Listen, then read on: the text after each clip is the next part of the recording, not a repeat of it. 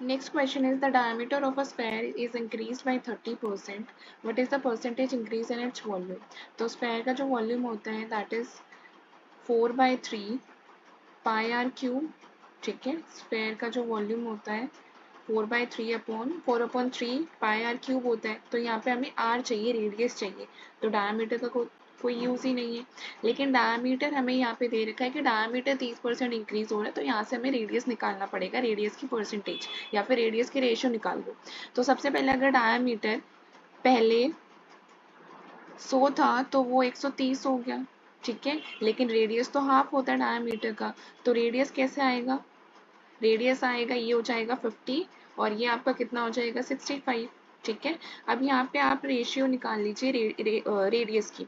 तो रेडियस की जब आप रेशियो निकालेंगे तो 5 1 5 0, 5 1 5, 5 3 50। ठीक है, तो 10 और 13, पहले 10 थी रेडियस और फिर बाद में कितनी हो गई 13 हो गई रेडियस।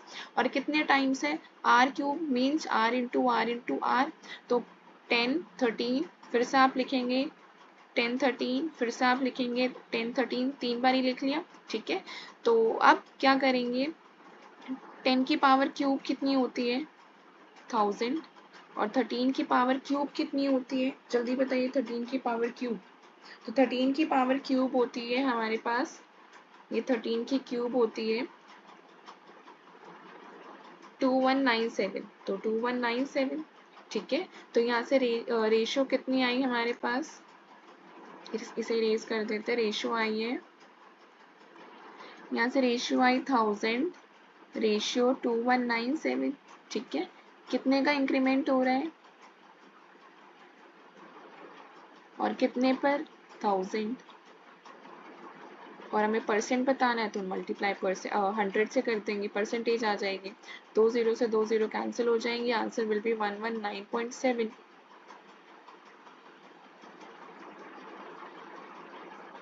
ठीक है, आप फॉर्मूले से भी कर सकते हो लेकिन रेशियो से भी आप कर सकते हो, वो ज़्यादा इजी होता है।